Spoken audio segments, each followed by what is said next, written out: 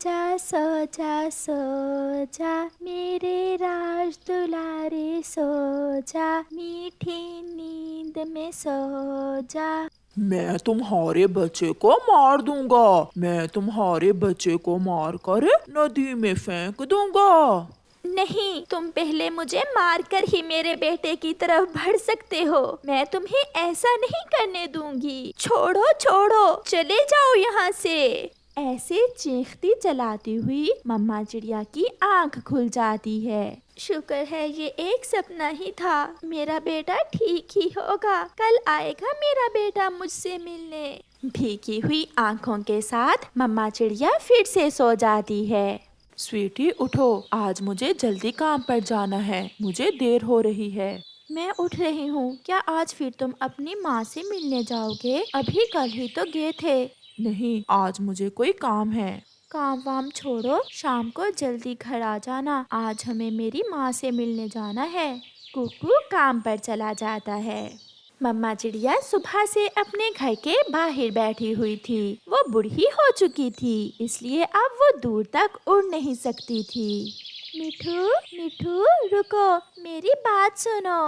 बताइए चिड़िया, क्या बात है? मेरे बेटे को मेरा संदेश देना कि आज मुझे आकर मिल जाए, और उसे ये भी बताना कि आज रात मैंने बहुत बुरा सपना देखा है। वो मुझे जरूर मिलकर जाए। बता दूंगा, बता दूंगा। मिठू वहाँ से चला जाता है। बताइए, किससे मिलना है आपको? मैं कुक्कू की माँ वाले जंगल से आया हूँ। क्या कुक्कू घर में है? वो तो घर में नहीं है। बताओ क्या काम है आपको? उसकी माँ का संदेश है कि उसकी माँ आज उसे बुला रही है। उसने आज कोई बुरा सपना देखा है। तुम जाओ, मैं पति जी को बता दूंगी। मिठू चला जाता है। उस बुढ़िया को तो अच्छे सपने आते ही नहीं। जब देखो बुरे सपने ही देखती रहती है। बूढ़ी माँ शाम तक अपने घर के बाहर बैठी इंतजार करती रहती है। मिठू ने मेरे बेटे को बताया ही नहीं होगा। अगर बताया होता तो मेरा बेटा जरूर मुझसे मिलने आ जाता। अभी समय तो है, शायद मेरा बेटा रास्ते में ही कहीं आ रहा हो। दूर किसी पक्षी को आते हुए देखकर बूढ़ी माँ को थोड़ी देर के लिए खुशी होती है, मगर वो तो कबूतर था जो उसके पास से होकर आगे बढ़ जाता है। मैंने कहा था थोड़ा जल्दी आना, आप इतना लेट क्यों आए हो? मुझे कोई काम था, इसलिए देर से आया हूँ। खाना बनाया है क्या? मौसम अच्छा है, चलो आज कहीं बाहर जाकर खाते हैं। मैं भी सुबह से घर में बोर हो रही हूँ। चलो बाजार जाकर रोशनियाँ देखते हैं। बूढ़ी माँ का बेटा कुकू अपनी पत्नी के साथ बाजार चला जाता है। एक पल के लिए भी वो ये नहीं सोचता कि उसकी बूढ़ी माँ कैसे बेचैनी से उसका इंतजार कर रही है।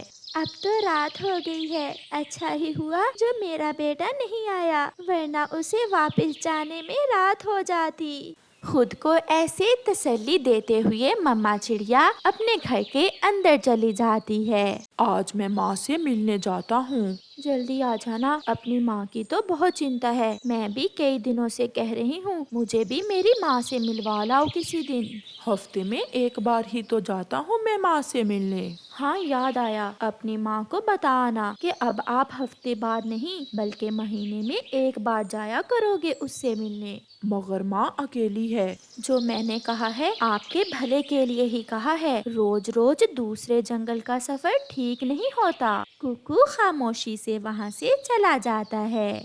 माँ को बता दिया था ना कि अब तुम महीने में एक बार ही जाया करोगे। हाँ, मगर मुझे एक झूठ बोलना पड़ा। वो क्या पति जी? जब मैंने माँ से महीने में एक बार आने का कहा तो माँ दुखी हो गई। मगर फिर मैंने झूठ बोला कि तुम अंडा देने वाली हो और मुझे तुम्हारे पास रहना होता है। और माँ ने खुद ही मुझे कह दिया कि जल्दी जाओ, जाकर बहू का ध्यान रखो। तुम्हारी माँ ये सब दिखावे के लिए करती है। दिन गुजरते गए, पूरा महीना गुजर जाता है। बूढ़ी माँ इंतजार कर कर के थक जाती है। अभी तक उसका बेटा उससे मिलने नहीं आया था। पति जी, मैंने पहले भी आपसे कहा है, मेरी बहन की शादी है, माँ ने कुछ पैसे मांगे हैं मुझसे, वापस कर देगी मेरी माँ। मगर मेरे पास पैसे नहीं हैं। उपाय मैं बता देती हूँ आपको। पति जी, ऐसा है ना कि वो घर जिसमें आपकी माँ रहती है उसे बेच दो। बूढ़ी माँ वो तो तिनकों के घोंसले में भी रह लेगी। माँ क्या सोचेगी? सोचना क्या है, जाओ माँ से मिल आओ और ये काम भी कराओ। माँ कुछ भी नहीं सोचेगी, मगर माँ को तिनकों का घोंसला जरूर ले देना, माँ है तुम्हारी। अच्छा, मैं जाता हूँ। फिर कुकू अपनी माँ की तरफ जाता है। मैं देर से इसलिए आया कि माँ बहुत मुश्किल थी। क्या मुश्किल थी मेरे बेटे को? माँ, मुझ पर कुछ कर्ज है, बहुत परेशान हूँ। बेटा, ऐसे परेशान नहीं होते, ऊपर वाले पर भरोसा रखो, सब ठीक हो जाएगा। माँ, दिल तो नहीं कर रहा बात करने को, मगर मजबूर हूँ। माँ, अगर ये घर हम बेच दें तो मेरा कर्ज उतर जाएगा। क्या ये घर आपके पिता की निशानी है बेटा? और मैं कहाँ रहूंगी? क्या आप मुझे अपने साथ ले जाओगे? नहीं माँ, मैं अपनी माँ को तिनकों का एक घोंसला खरीद दूंगा। माँ चुप हो जाती है। कुकू वो घर बेच देता है और अपनी माँ को तिनकों का एक घोंसला बना देता है और पैसे लेकर चला जाता है। तिनकों के घोंसले में बैठी हुई बूढ़ी माँ की आंखें अब भी हर समय रास्ते की तरफ ही होती कि कब उसका बेटा उससे मिलने आएगा। पति जी, सच बताऊं तो आप बहुत अच्छे हैं। अब मेरे मैके बालों में सब गर्व करेंगे मुझ पर। ये पैसे ध्यान से लेकर जाना। दिन रात सुबह शाम गुजरते गए। बूढ़ी माँ तिनकों के घोंसले में बैठी अपने बेटे की राह देखते देखते अब थक गई थी।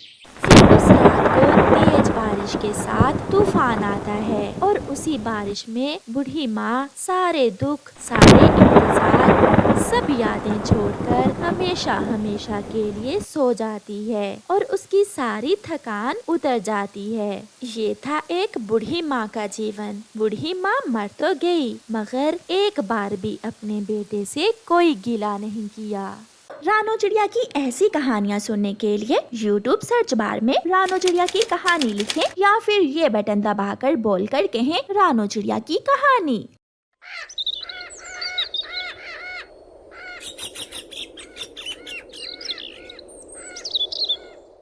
जब रानो चिड़िया वापस आती है तो कालू कौवा वहाँ नहीं था। कालू, कालू भाई आप कहाँ हैं? लेकिन कालू कहाँ था? वो तो वापस चला गया था। ये कालू कहाँ गया? कहीं कहीं वो सारा दाना तो नहीं ले गया? अब मेरे बच्चे क्या खाएंगे? मैं अपने बच्चों को क्या दूँ? गुड़िया और कुकू दोनों बहन भाई अपने घर में डरे हुए बैठे थे कि अचानक तेज गरज की आवाज आती है। डर के मारे कुकू अपनी बहन के साथ लिपट जाता है। गुड़िया बहन, ये क्या था? ये कोई भूत है? गुड़िया बहन, मुझे बहुत डर लग रहा है, मम्मा कब आएंगी?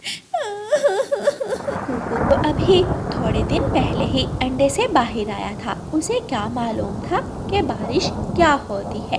कुकू भाई डरो मत, कुछ नहीं होता, यहाँ कोई भूत नहीं है, बाहर बारिश हो रही है, उसकी आवाज है, मैं हूँ ना आपके पास। गुड़िया अपने भाई को शांत करती है। कालू कौवा उड़ता हुआ जा रहा था कि तेज हवा का झोंका आता है और वो खुद पर काबू नहीं पाता और एक पेड़ से टकराकर गिर जाता है और उसके चावल के दाने पानी में बह जाते हैं और कालू कौवा चावल के दानों को बहता हुआ देखता रह जाता है। ये क्या हो गया? मैंने चावल के दाने चोरी भी किए, लेकिन वो मेरी किस्मत में ना हुए। भूख भी बहुत लगी है, अब मैं क्या करूं? अगर रानो चिड़िया साथ होती तो कुछ ना कुछ कर लेती, अब मैं क्या करूं? कालू कौवा उदास होकर वहाँ से उड़ता है। रानो चिड़िया उड़ती हुई जा रही थी कि रास्ते में उसे मैना रोती हुई दिखाई देती है। रानो चिड़िया मैना के पास जाती है। मैना बहन, क्या हुआ? आप रो क्यों रही हैं? चिड़िया, मेरा बच्चा इस पेड़ की डाल के नीचे आ गया है, मेरी मदद करो, मेरे बच्चे को निकालने में मेरी मदद करो। रानो चिड़िया उस डाल की तरफ देखती है तो बोलती है, मैना बहन, टेंशन की कोई बात नहीं, डाल एक तरफ है और आपका बेटा एक तरफ, चलें दोनों मिलकर इस डाल को पीछे करते हैं। फिर रानो चिड़िया और मैना दोनों मिलकर उस डाल को पीछे हटाती हैं। मैना अपने बेटे को अपने गले से लगाती है। मेरा बच्चा, बेटा आपको कुछ हुआ तो नहीं? नहीं मम्मा, मैं ठीक हूँ। मुझे तो बारिश में नहाने का बहुत मज़ा आया। छोटे बच्चे की ये बात सुनकर दोनों रानो और मैना हंसने लगती हैं। चिड़िया बहन, आप इस तेज़ बारिश में यहाँ क्या कर रही हैं? मैं भोजन की खोज में निकली थी। कुछ चावलों के दाने मिले थे, लेकिन वो लालची कौवा लेकर भाग गया। मेरे बच्चे घर में भूखे बैठे हैं।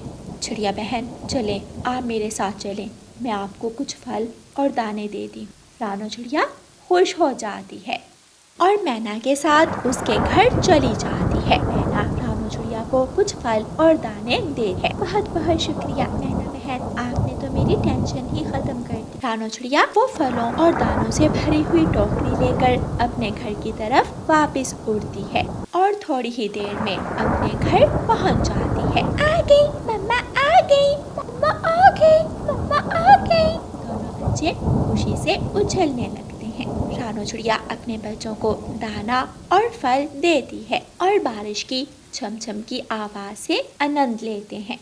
उधर कालू कौवा अपने घर में भूखा अपने हाथ में कटोरा पकड़े खड़ा हुआ था।